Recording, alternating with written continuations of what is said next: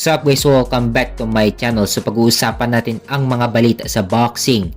Promoter ni interim WBC Light Heavyweight Champion David Benavidez, sinabing priority pa rin na labanan si undisputed super middleweight champion Canelo Alvarez. Pahayag pa ng promoter ni Benavidez na babalik na sa pag-e-ensayo si Benavidez para paghandaan ang laban kay Canelo upang gawin ang laban sa buwan ng September. So ang problema dito kung interesado ba si Canelo, kasi napapabalita na si Jermall Charlo at Edgar Berlanga ang pinagpipilian na kalaban ni Canelo sa September.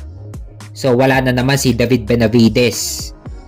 Hawak pa rin ni David Benavidez ang interim WBC super middleweight title. So may chance pa rin si Benavidez na makakalaban si Canelo kung hindi niya bibitawan ng interim belt. Pero kasi ang isa pa sa nakakadismaya kay Canelo, kasama si Jermall Charlo sa pagpipilian niya. Samantalang matagal nang nabakante si Jermall Charlo. Mas okay pa si Edgar Berlanga dahil mandatory siya sa WBA. Pero dismayado na naman ang mga boxing fans kay Canelo dahil hindi naman si Berlanga ang hinihiling nila. Ang demand ng mga boxing fans ay si Mexican Monster David Benavidez. Ito ang gusto nila na labanan ni Canelo.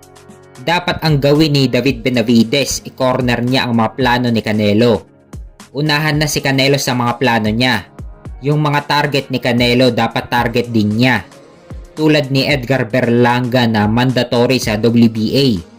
Dapat unahan na ni David Benavidez si Canelo na labanan si Edgar Berlanga. Si Berlanga kasi ang medyo matunog ang pangalan sa super middleweight. Kaya interesado si Canelo. Yung sa IBF, hindi naman interesado na labanan ni Canelo si William Skull na mandatory din ni Canelo. Dapat unahan ng labanan ni David Benavidez ang may pangalan sa super middleweight. Tulad nila Edgar Berlanga, Christian Imbili at Diego Pacheco. Nasubukan na rin ni David Benavidez na lumaban sa light heavyweight. Kaya hindi na bago kay Benavidez kung lumaban siya sa ibang contender sa super middleweight. Kapag naubos ni Benavidez lahat ng contender sa mga titulo ni Canelo, wala nang tatakbuhan si Canelo.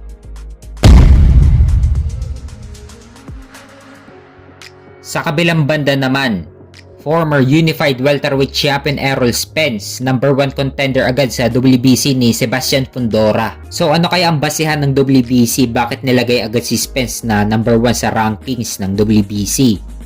Kitang-kita natin nung huling laban ni Spence. Pinulbos ni Crawford ang mukha ni Spence at nilampaso pa ni Crawford si Spence. Mas okay pa kung nasa number 5 si Spence. Dapat dumaan muna siya sa mga contender ng WBC bago lumaban sa titulo. Kasi kapag natalo si Spence kay Fundora, bagsak ang karir at market value ni Errol Spence. Kaya ang kailangan munang gawin ni Errol Spence kahit number 1 siya sa WBC, labanan muna niya ang iba pang contender o kaya mag-tune up fight muna siya kasi kagagaling lang niya sa pagkatalo at TKO pa ang inabot ni Errol Spence.